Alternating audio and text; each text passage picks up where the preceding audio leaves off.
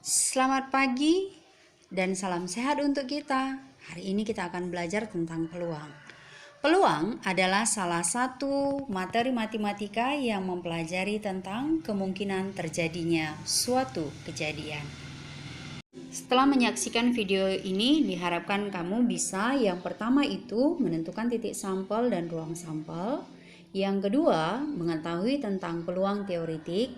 Yang ketiga, menentukan peluang suatu kejadian. Dan yang keempat, mengetahui tentang peluang empirik. Ruang sampel adalah himpunan dari semua hasil percobaan yang mungkin akan terjadi. Titik sampel adalah anggota yang ada di dalam ruang sampel. Kejadian adalah himpunan bagian dari ruang sampel. Suatu kejadian yang mustahil terjadi mempunyai nilai peluang sama dengan 0, dan suatu kejadian yang pasti akan terjadi nilai peluangnya itu sama dengan 1. Suatu kejadian yang mungkin akan terjadi itu berada di antara 0 dan 1. Jadi kalau dia 0 berarti mustahil, dan kalau 1 itu pasti. Maka di antara 0 dan 1 itu adalah kejadian yang mungkin akan terjadi. Kalau mungkin terjadi, itu berarti bisa saja terjadi dan bisa juga tidak akan terjadi. Peluang suatu kejadian yang mungkin terjadi itu adalah perbandingan antara banyaknya kejadian yang diamati dengan banyaknya kejadian yang mungkin akan terjadi. Nah, peluang kejadian dilambangkan dengan P. Jika A adalah sebuah kejadian dalam ruang sampel S, maka peluang kejadian A yang beranggotakan sebanyak NA didefinisikan sebagai PA sama dengan NA per NS. Nah, jadi coba kamu perhatikan contoh berikut ini. Yang pertama, berapakah peluang setiap orang hidup pasti memerlukan makan? Di sini ada kata pasti, berarti peluangnya sama dengan 1. Dan yang B, silakan kamu jawab. Sebelum kita menentukan nilai peluang suatu kejadian, maka kita harus mengetahui dulu titik sampel dan ruang sampel. Di sini ada gambar uang logam atau koin yang terdiri dari dua sisi, yaitu sisi angka dan sisi gambar. Angka ini adalah titik sampel dan gambar juga titik sampel. Maka ruang sampelnya ada dua, yaitu angka dan gambar. Kemudian pada mata dadu itu titik sampelnya ada 1, 2, mata 3, mata 4, mata 5, dan mata 6. Sedangkan ruang sampelnya itu adalah 6, yaitu 1, 2, 3, 4, 5, dan 6. Sedangkan titik sampelnya adalah titik 1, 2, 3, 4, 5, dan 6. Untuk menentukan titik sampel dan ruang sampel, boleh kamu pergunakan dengan cara tabel atau diagram pohon seperti pada gambar berikut ini. Jadi di sini ditunjukkan bagaimana cara menentukan titik sampel dan ruang sampel pada pelemparan 1 buah uang logam, 2 buah uang logam, dan 3 buah uang logam. Hal yang sama juga boleh kamu lakukan untuk menentukan titik sampel dan ruang sampel pada pelemparan 1 buah dadu.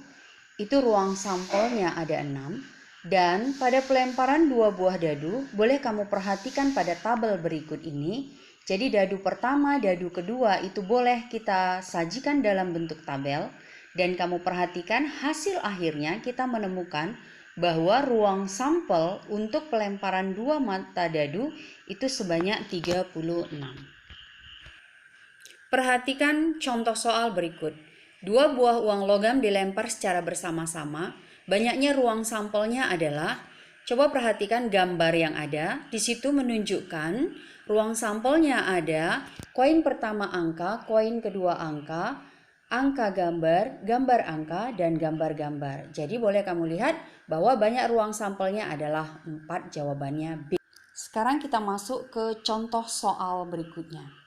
2 buah dadu dilempar secara bersama, hitunglah peluang kejadian munculnya mata dadu berjumlah 8. Jadi kalau kamu perhatikan ruang sampel yang tadi kita sajikan dalam bentuk tabel, pada pelemparan 2 buah dadu, kejadian munculnya mata dadu berjumlah 8, kamu perhatikan A ini ada 5, yaitu 26, 35, 44, 53, dan 62. Di sini ada 5 buah, berarti NA-nya ada 5. Dan tadi ruang sampelnya itu atau NS-nya ada 36.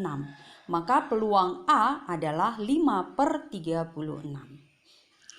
Contoh yang ketiga, 2 buah dadu hitam dan merah dilempar bersama-sama. Peluang munculnya dadu pertama bermata 3 adalah, berdasarkan tabel yang kita sajikan ini, ruang sampelnya itu ada 36. Kejadian muncul mata dadu pertama bermata 3 itu ada 6. Maka peluang munculnya dadu pertama bermata 3 itu adalah 6/36. Ini kalau kita sederhanakan sama dengan 1/6. Dari contoh soal nomor 1, 2, dan 3 tadi itu merupakan contoh soal peluang teoritik. Dan sekarang kita akan mempelajari apa itu peluang empirik. Peluang empirik adalah perbandingan antara frekuensi kejadian A atau disingkat dengan NA terhadap percobaan yang dilakukan. Sekarang kita akan melihat contoh soal mengenai peluang empirik. Pada pertandingan sepak bola yang dilaksanakan sebanyak 30 kali, tim SMP Negeri 3 Brastagi menang 18 kali. Jika tim SMP Negeri 3 Brastagi bertanding lagi, berapa peluang tim tersebut akan menang? Sekarang kita lihat penyelesaiannya. Banyak pertandingan sebanyak 30 kali, berarti ruang sampelnya atau NS itu sebanyak 30. Kemenangan sebanyak 18 kali, itu berarti nilai NA-nya sama dengan 18. Jadi peluang tim untuk menang itu adalah PA sama dengan NA/NS.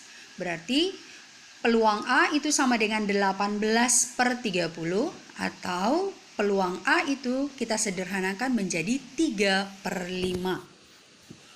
Di sini saya sajikan contoh yang kedua berikut dengan penyelesaiannya.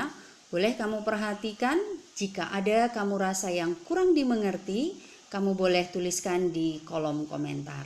Demikian pembelajaran kita hari ini. Saya harap apa yang saya sampaikan ini bermanfaat bagi kamu di dalam mempelajari peluang.